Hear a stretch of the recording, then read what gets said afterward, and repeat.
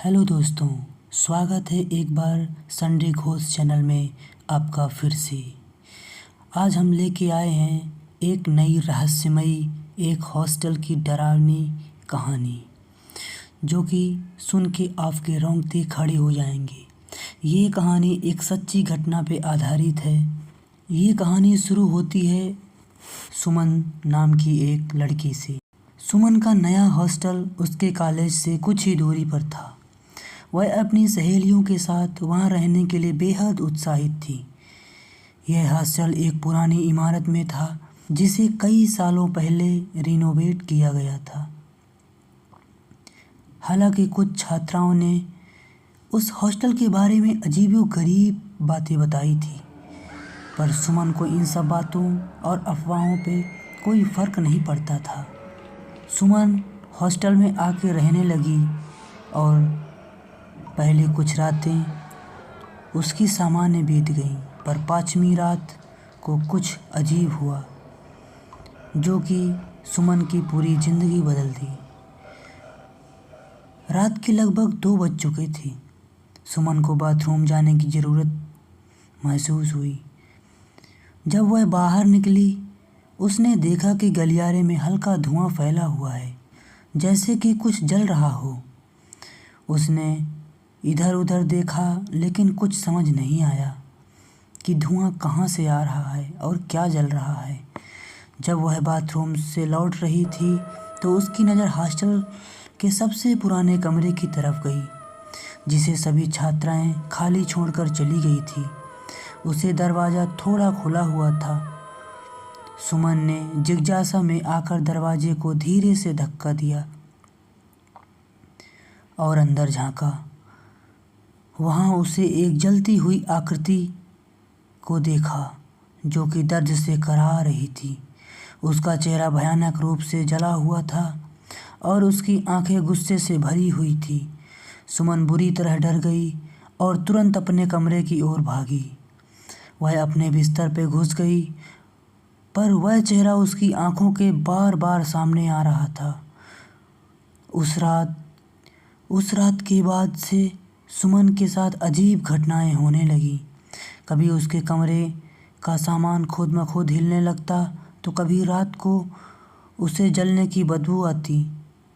उसने अपनी सहेलियों को यह बात बताई, पर किसी ने उसकी बातों पर यकीन नहीं किया और ना ही ध्यान दिया। एक रात जब सुमन सो रही थी, तो उसे अपने शरीर पर जलन महसूस हुई। वह तुरंत उठी और आईने में देखा। उसकी त्वचा पर जलने के निशान थे। उसे समझ नहीं आया कि ये निशान कैसे आए। धीरे धीरे वह आत्मा और भी हिंसक होती चली गई। सुमन को वह आकृति अब हर जगह दिखाई देने लगी थी। उसकी आंखों में वही जलन और दर्द था, जो पहली बार उस कमरे में देखा था। सुमन ने हॉस्टल की पुरानी वार्डन से इस बारे में पूछा।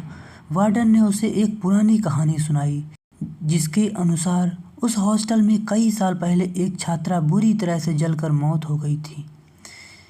उस छात्रा का नाम राधिका था और उसकी मौत एक दुर्घटना नहीं थी। कुछ लड़कियों ने उसे हॉस्टल के कमरे में बंद कर दिया था और भाग गई थी और जानबूझकर आग लगा दी थी। वह जिंदा जल गई थी, लेकिन उसकी आत्मा आज भी बदला लेने के लिए भटक रही थी। सुमन ने उस कमरे में जाने का फैसला किया, जहां से यह सब शुरू हुआ था। जब वह वहां पहुंची, तो दरवाज़ा अपने आप खुल गया।